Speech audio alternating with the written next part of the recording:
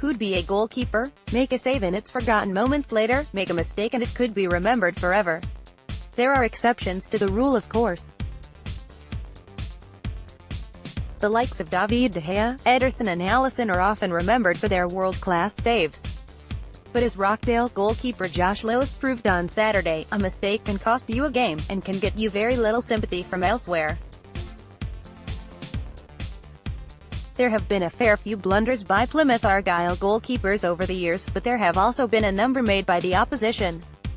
Here's a look back at 5 of those mistakes that come mind. If you can think of any that we've missed, comment at the bottom of the page and let us know.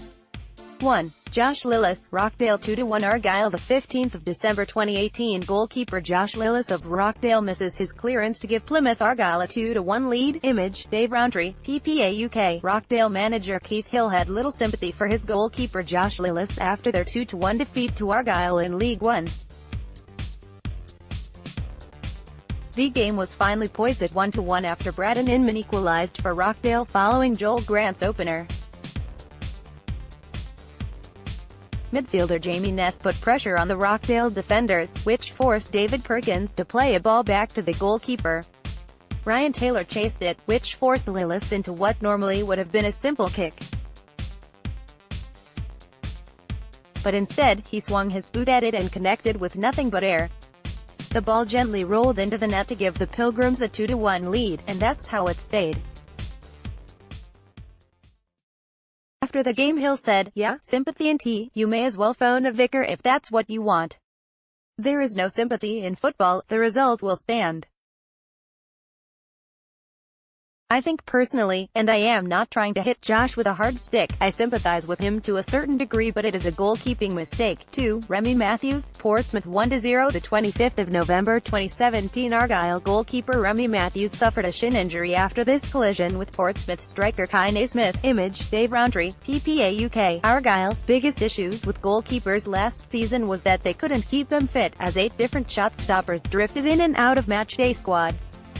Luke McCormick, Robert Taylok, Kyle Leverin, Remy Matthews, Will Mannion, Kel Roos, Michael Cooper all played first-team matches for the club, and Max Childs was named on the bench. Matthews' spell between the sticks was largely successful, but there was one blunder that cost the Pilgrims in a game against Portsmouth. Argyle were struggling at the bottom of the League One table, and the only goal of the game came in the 25th minute. The Norwich loanee got in a dreadful muddle outside his own penalty area and tried to make a clearance while keeping his hands out of the way of the bouncing ball. However, he could not control the ball and Cal Naismith nipped in before centre-back Sonny Bradley could react and prodded it into the empty net.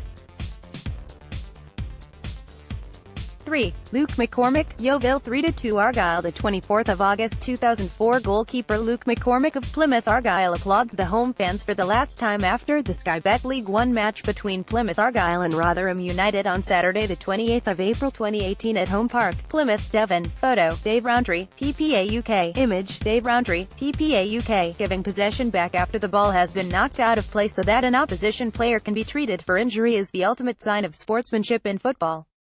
What could possibly go wrong with such a kind act?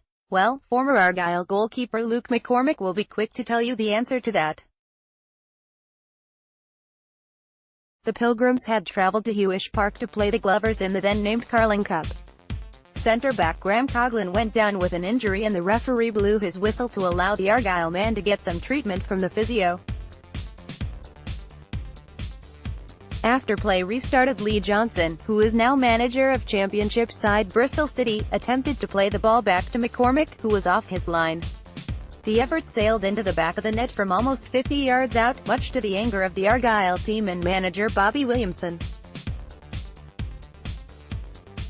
Yeovil's manager Gary Johnson allowed Argyle striker Steve Crawford to equalise straight away by walking the ball into the back of the net. Johnson said after the game, "I certainly didn't want to go through the hassle of FA tribunals and going through what Arsenal and Sheffield United had to, so I thought, let them have a goal back and we're back where we started." Even after Lee scored, none of our players celebrated, and I turned to Bobby Williamson straight away and said, "Don't worry Bob, you'll be getting the next goal. He's a big guy," and calming him down was my first job. Then I got word to my players to let Plymouth go straight down the other end and stick the ball in the back of the net. Bobby rang me the next day to express his thanks, and, looking back, I'm delighted with the decision we made. It's just a pity it detracted from an outstanding result for us. 4. David Stockdale, Sheffield United 4-3 Argyle. The 27th of February 2010, Plymouth Argyle brought highly rated goalkeeper David Stockdale on loan in January 2010. Probably the goalkeeping blunder that sticks out in the minds of most Plymouth Argyle fans came courtesy of David Stockdale.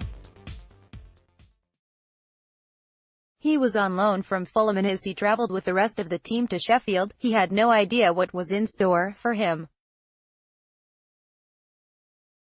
The game was a 7-goal thriller, but the goal in question was like something out of a panto, with shouts of "He's behind you" springing to mind. If you watch any goalkeeper who has the ball in his hands in the box, before he drops it to his feet he will check there are no opposition players lurking behind them.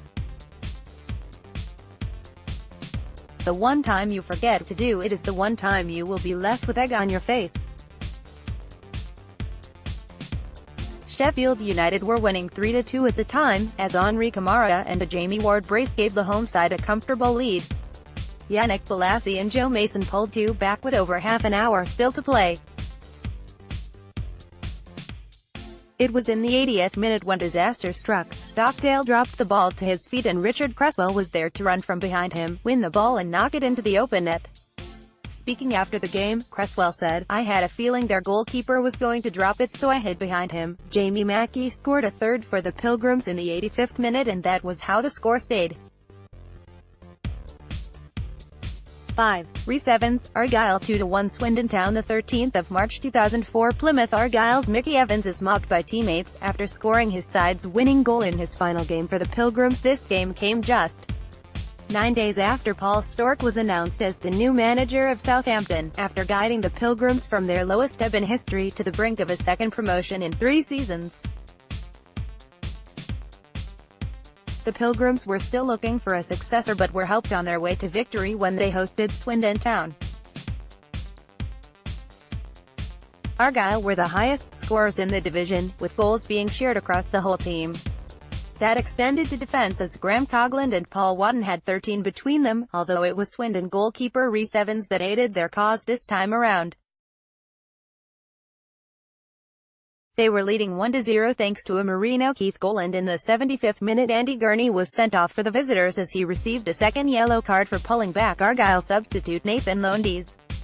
The second came as Evans was penalised for handling Matt Haywood's back pass, and Argyle were awarded an indirect free kick. Mickey Evans took the effort, hit the ball towards goal, and as it hit the hand of Rhys Evans on the way into the net, it stood.